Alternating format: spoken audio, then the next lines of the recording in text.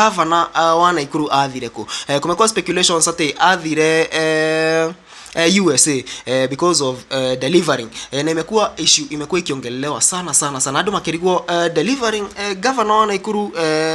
Is it true that amekuwa akienda ku deliver ama kumekuwa some other stories that have been happening there, either scandals or just something, or ni mgonjwa tu? Moja kwa moja ndani ya barua kumfikia Trump. Hii ni wakazi wa mji wa Nakuru. Cheki maneno.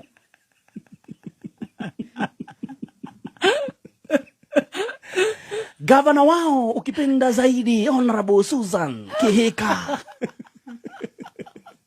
Oh my dear sister.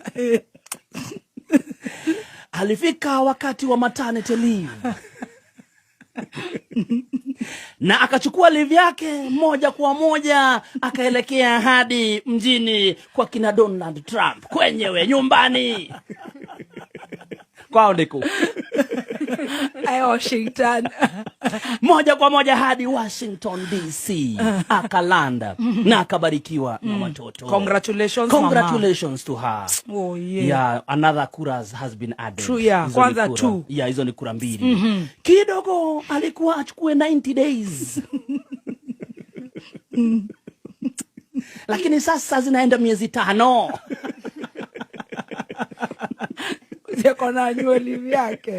And today we are exercising the County Governments Act number 15 of 2012.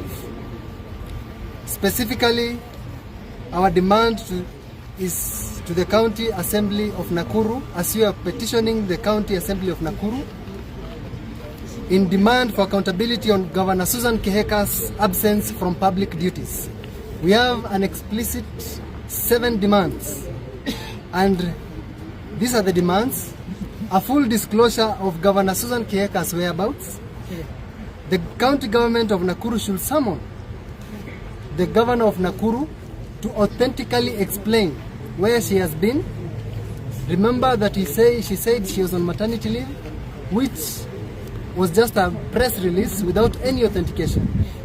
And before that, it is the residents of Nakuru who actually demanded, because there's lack of leadership in Nakuru. Our demand number 2 is clarification on who is running the county government of Nakuru. Recently we have seen there is a war between the county secretary and the deputy governor on who is running the county of Nakuru, because of lack of proper leadership from the governor of Nakuru. Na muthenya wa muthe ndarikia kuona bica he bica yarikia gupostwo haria na aturona governor wa Nakuru Susan KIHIKA haria na twins akona toto pale hivyo tuwili na mudhuri wake haria Mburu hau thutha wake. Nimekuwa picha pale hivyo imeweza ku surprise watu na kuacha watu na mshangao todo adoria the doubting Thomas adoria mali na doubts makirigwa kweli governor wa Nakuru kweli amepata mtoto ama ni kakara ama ni some business going on there, money is something just going on.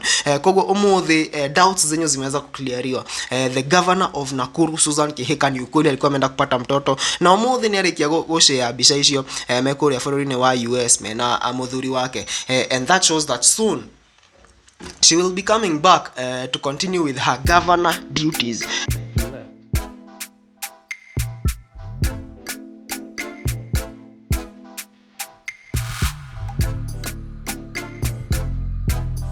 They've only been receiving official communication from the family and from the county government, but right now it is official that we are hoping and praying that aweze kukuja adwana Ikuru tushogie mwana na kure na makaimeri akiendagwo ni Ngai na akiendagwo ni andu. Habari ndo hiyo, na wale wenye walikuwa wanaona ni jokes, it is true now. Tweterere una Ikuru tonyesha ayi wa mwana.